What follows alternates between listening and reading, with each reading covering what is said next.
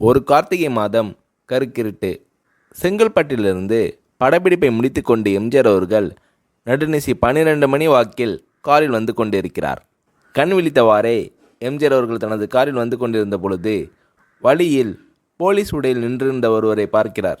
எம்ஜிஆர் அவர்களின் கார் அந்த போலீஸ்காரரை கடந்து செல்கின்ற போது எம்ஜிஆர் அவர்களின் நெஞ்சில் பொறி தட்டுகின்றது. ஆளே நடமாட்டம் இல்லாத இந்த அர்த்தராத்திரியில் அந்த போலீஸ்காரர் பஸ்ஸுக்காக காத்து நிற்கிறார் என்பதை புரிந்து கொள்கிறார் எம்ஜிஆர் அவர்கள். உடனே தனது டிரைவரிடம் காரை நிறுத்த சொல்கிறார். கார் பின்னோக்கி வருகிறது. போலீஸ்காரர் அருகில் காரை நிறுத்தி கதவை திறந்து ஏறுங்கள், எங்கே போக வேண்டும் என்கிறார் எம்ஜிஆர். பரவாயில்லை, நான் பஸ்ஸிலே வந்து விடுகிறேன் என்கிறார் அந்த போலீஸ்காரர். நேரமாகிவிட்டது, இனி இந்த ரூட்டில் பஸ் கிடையாது, ஏறிக்கொள்ளுங்கள் என்று எம்ஜிஆர் அவர்கள் வலுக்கட்டாயம் செய்ய போலீஸ்காரர் வேண்டா வெறுப்பாக எம்ஜிஆர் அவர்களின் காரில் ஏறுகிறார். காரில் லைட் போட்டு சாப்பிட்டீங்களா என்று கேட்டுக்கொண்டே தன் சீட்டுக்கு பின்னால் இருந்த பிஸ்கெட் பழங்களை எடுத்து கொடுக்கிறார் எம்ஜிஆர். இப்படி ஓசியில் பயணம் செய்வதில் எனக்கு உடன்பாடு இல்லை. இன்னும் நீங்கள் உண்ண சொல்லி வேறு என்னை இழிவுபடுத்தாதீர்கள் என்று அந்த போலீஸ்காரர் மறுக்கிறார். பொன்மனச்செம்மல் பூரிக்கிறார். இருப்பவனிலிருந்து இல்லாதவன் வரை படித்து பதவியில் இருக்கும் எத்தனை பேர் எனக்கு அது வேண்டும் இது வேண்டும் என்று எம்ஜிஆர் அவர்களிடம் வேண்டி பெற்று செல்கிறார்கள்.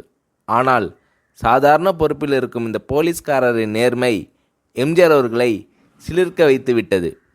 எம்ஜிஆர் அவர்களின் கார் தூரத்தில் வந்து கொண்டிருந்தாலும் காரின் நிறத்தையும் ஒளியையும் மனம் கமலும் ஓடிக்கான் வாசனையும் வைத்து இது எம்ஜிஆர் அவர்களின் கார் என்றும் கார் சென்ற தடத்தை தொட்டு வணங்குகின்ற அளவிற்கு புகழுடன் திகழ்ந்த நேரம் அது.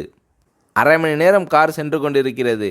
ஆனால் அதுவரை எம்ஜிஆர் அவர்களை பற்றி பெரிதாக போற்றி புகழ்ந்து பேசாமல் அந்த போலீஸ்காரர் பொருட்படுத்தாமல் வந்ததே எம்ஜிஆர் அவர்களுக்கு அந்த போலீஸ்காரர் மீது மிகுந்த மரியாதை ஏற்பட்டது. நான் தான் எம்ஜிஆர் என்கிறார் புரட்சித் தலைவர். கேள்விப்பட்டிருக்கிறேன் என்கிறார் போலீஸ்காரர். பொன்மனச்செம்மலின் முகத்தில் கோபம் இல்லை, பதிலுக்கு புன்முறுவல் மலர்கிறது. என் படங்களை பார்த்திருக்கிறீர்களா என்று கேட்கிறார் எம்ஜிஆர். நான் சினிமாவே பார்ப்பதில்லை என்கிறார் அந்த போலீஸ்காரர். புரட்சித் தலைவர் இன்னும் பிரமிக்கிறார். இப்பொழுது கார் சத்தத்தை தவிர ஒரே நிசப்தம். போலீஸ்காரர் தனது வீட்டிற்கு 1/2 கிலோமீட்டருக்கு முன்பே காரை நிறுத்த சொல்லி இங்கேயே இறங்கிக் கொள்கிறேன் என்கிறார். ஏன், நீங்கள் குறிப்பிட்ட அந்த விலாசம் இன்னும் 1/2 கிலோமீட்டர் தூரம் இருக்கிறதே என்கிறார் எம்ஜிஆர். சாதாரண போலீஸ் உத்தியோகத்தில் இருக்கும் நான் காரில் வந்து இறங்கினால் என் வீட்டிற்கு அருகில் உள்ளவர்கள் என்னை தவறாக நினைத்து கொள்வார்கள். இதுவரை இப்படி நான் யார் காரிலும் ஓசியில் வந்து பழக்கமில்லை. நீங்கள் இவ்வளவு தூரம் செய்த உதவிக்கு நன்றி என்கிறார் அந்த போலீஸ்காரர். புரட்சித் தலைவர் எம்ஜிஆர் அவர்கள் அதற்கு மேல் எதுவும் பேசவில்லை.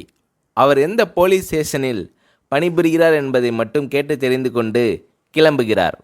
அடுத்த நாள் செங்கல்பட்டு போலீஸ் ஸ்டேஷனுக்கு ஃபோன் செய்து நான் எம்ஜிஆர் பேசுகிறேன் என்கிறார் புரட்சித் தலைவர். ஃபோனை எடுத்த டிஎஸ்பி உதறலோடு உற்சாகத்தோடும் தலைவரை வணக்கம் என்கிறார். இரவு சந்தித்த போலீஸ்காரரை பற்றி விசாரிக்கிறார் எம்ஜிஆர். நீங்கள் குறிப்பிடும் அவர் இன்று விடுப்பில் இருக்கிறார்.